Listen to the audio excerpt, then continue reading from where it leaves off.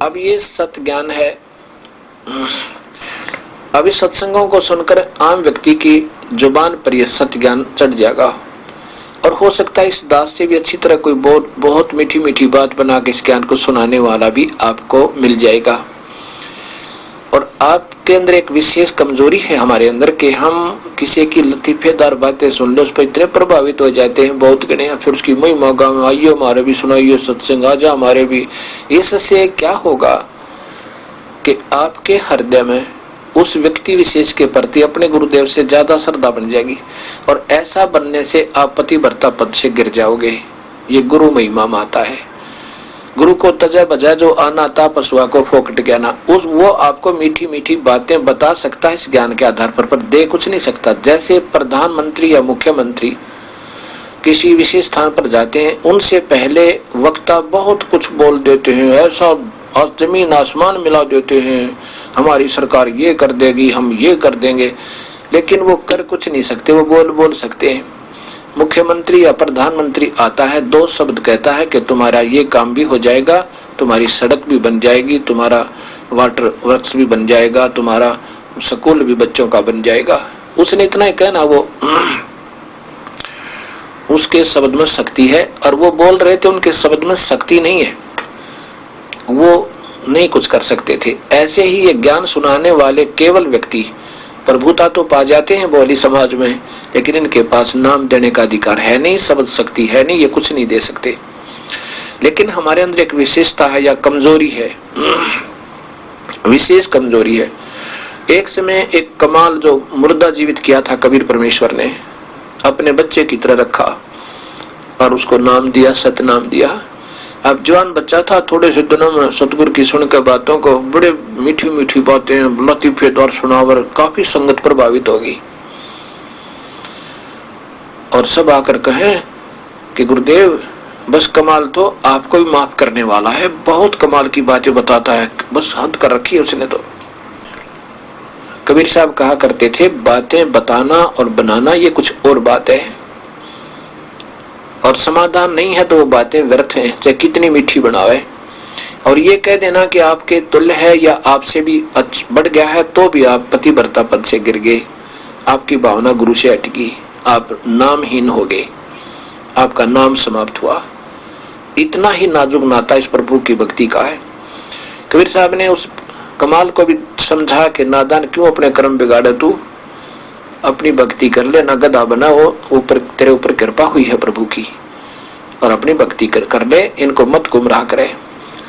अब इन 2-4 बार सतगुरु ने उसको टोक दिया तो कमाल नाराज हो गया और जाकर के ना काफी दूर की तो और जाकर के कहीं पर अपना आश्रम बना लिया। क्यों, वो चेले चपटे जो गुरुदेव के थे वो उसके ऊपर प्रभावित हो गए थे, उसकी मीठी मीठी बातें सुनकर कि आप वहां आश्रम बना लो, अलग से रहा करो। आश्रम बना लिया, कमाल गुरुद्रोही हो गया।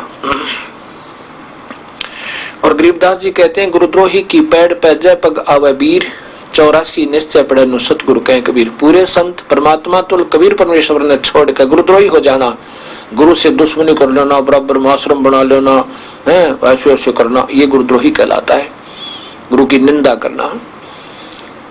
तो वहां आश्रम बना दिया और ये हमारे जैसे भोले भगत मूड और कमाल था चतुर प्राणी, बातें वही बतावे लेकिन ज्ञान उसके पास नाम देने का आदेश था को नहीं। तो यहाँ कहा कि चतुर प्राणी चोर हैं, ये मूड मुग्ध है ठोठ, और संतों के निकाम की इनके देगल जोठ। इतने सत्संग सुनकर फिर भी आन संत से भगत से प्रभावित होते हैं तो उनको कोई ज्ञान नहीं, उनका पल्ला वो तो मूड है, और वो मूड उन नादान नीचों जैसे ही है, कमाल जैसे के, और उनके पीछे पड़े रहो और जाओ नरक में दोनों। अब कमाल वहां आश्रम बना कर रहने लगा, खूब मीठी मीठी बातें सुनाओ। वो जो श्रोतागण थे बहुत गुण आने लगे, आश्रम भर जावे, सत्संग सुनावे हर हफ्ते में एक दिन। अब क्या हुआ, कुछ दिनों के बाद उन श्रोता गुणों का नुकसान होने लगे, क्योंकि परमात्मा ने जो सहारा दे रखा था वो वापस कर दिया, कनेक्शन डिस्कनेक्ट हुआ, बिजली आई नहीं, पावर नहीं आई, तो पंखे चलने बंद हो गए, तो उनको सुविधा समाप्त हुई।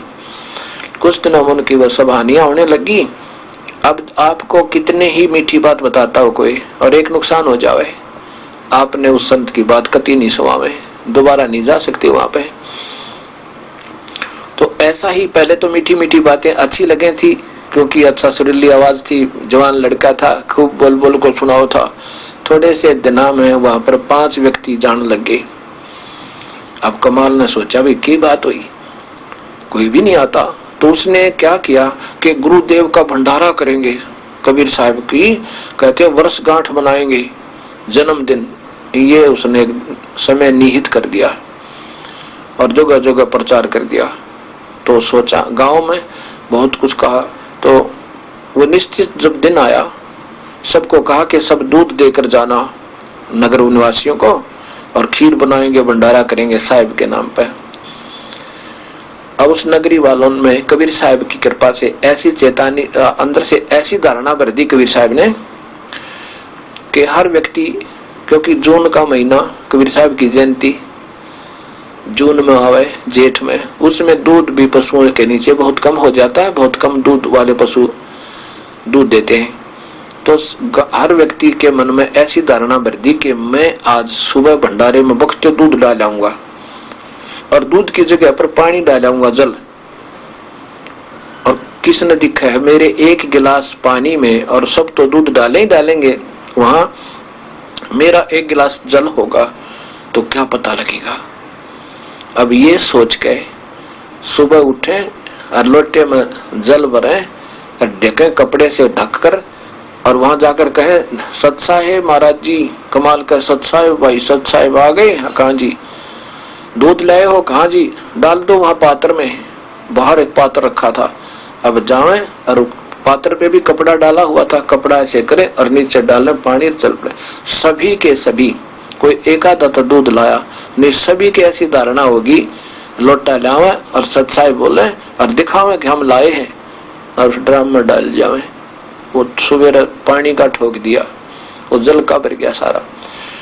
अब कमाल बड़ा प्रसन्न हुआ, क्या तो सारा ही गांव झुक गया, या तो 5-4 ही आते थे। उसने सोचा कि फिर तेरे पे गांव प्रसन्न हो गया।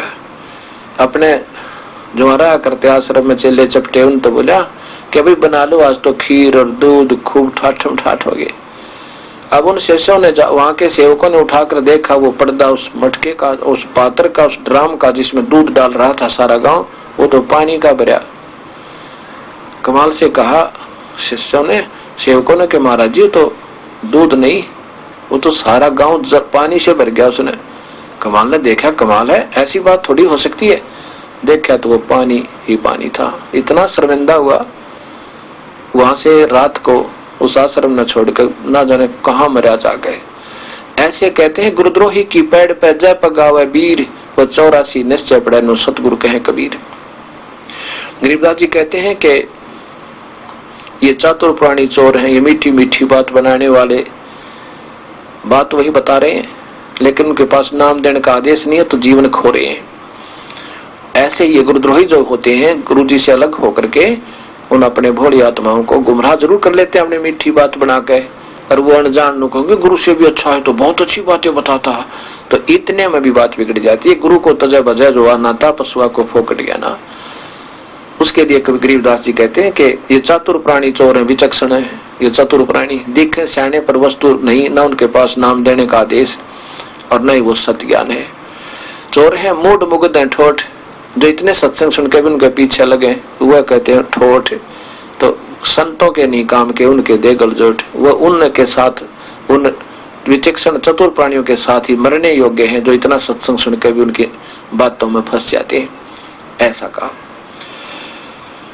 कुछ दिनों के बाद कबीर साहब ने यह भ्रम तोड़ना था कि नादान संत और महंत अधूरे गुरु कहते हैं कि इस स्थान पर आओ, यहाँ पूजा कर जाओ, तुम्हारा कल्याण होगा। इस धाम में, इस स्थान में नहीं आओगे तो तुम्हारा कल्याण नहीं होगा। इस भ्रम को तोड़ने के लिए काशी में कहा करते थे वो अधूरे संत और महंत के जो काशी में मरता है वो सीधा स्वर्ग जाता है, और मगर